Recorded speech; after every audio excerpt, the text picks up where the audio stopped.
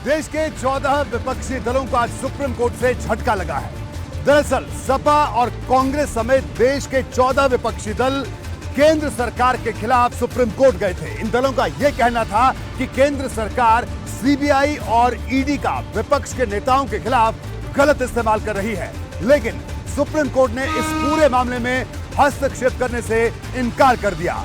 हालांकि इन दलों का यह भी कहना था कि इनका मकसद किसी भी जांच को प्रभावित करना नहीं है। ईडी और सीबीआई की छापेमारी के मुद्दे पर विपक्षी दलों को सुप्रीम कोर्ट से झटका लगा है। सुप्रीम कोर्ट ने 14 दलों की याचिका पर सुनवाई से इनकार कर दिया है।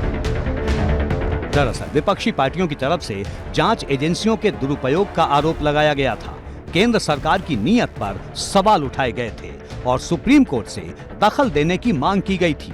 लेकिन जब सुप्रीम कोर्ट ने याचिका पर सुनवाई से इनकार किया तो विपक्षी दलों को अपनी याचिका वापस लेनी पड़ गई। विपक्ष के कुछ राजनीतिक दल भ्रष्टाचार करने से तो बाज आते नहीं। करोड़ों रुपए का भ्रष्टाचार करने के बाद जब जांच शुरू होती है तो कभी सड़कों पर उतरते हैं, कभी सदन रोकने का काम करते हैं। सभी भ्रष्टाचारी एक मंच पर आने का प्रयास करते हैं, लेकिन ये जनता में भी इनका चेहरा बेनकाब हुआ है और कोर्ट में भी असलियत जानने का मौका मिला है।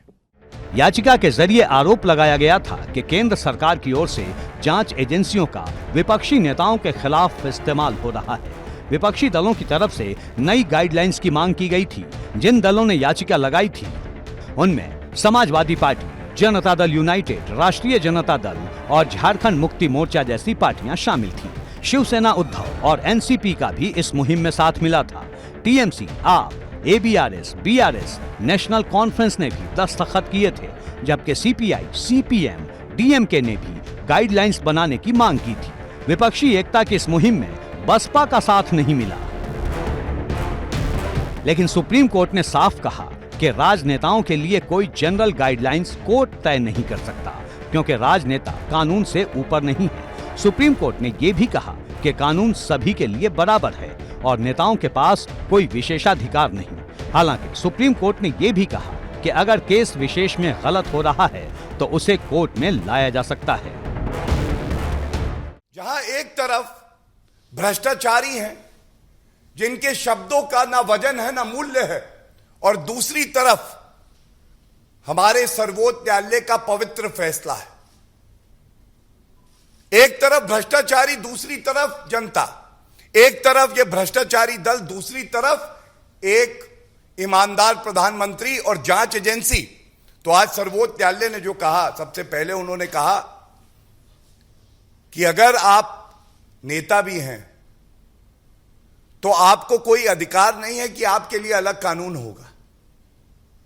कानून सबके लिए बराबर है और कानून की नजर में हर व्यक्ति बराबर है। विपक्ष की तरफ से याचिका में कई तरह के आरोप लगाए गए थे। आरोप यहां तक था कि 95% छापेमारी के मामले विपक्षी नेताओं के खिलाफ हो रहे हैं और ईडी, सीबीआई के दुरुपयोग से लोकतंत्र खतरे में है। विपक्ष की दलील थी कि इस छापेमारी के खिलाफ 42% सियासी दल एकजुट हैं। बीते कुछ दिनों में ईडी और सीबीआई की छापेमारी तेजी से बढ़ी है और विपक्ष को लगता है कि केंद्र सरकार के इशारे पर यह कार्रवाई हो रही है। हालांकि विपक्ष का तर्क कोर्ट की चौखट पर हार चुका है। एबीपी गंगा के लिए ब्यूरो रिपोर्ट।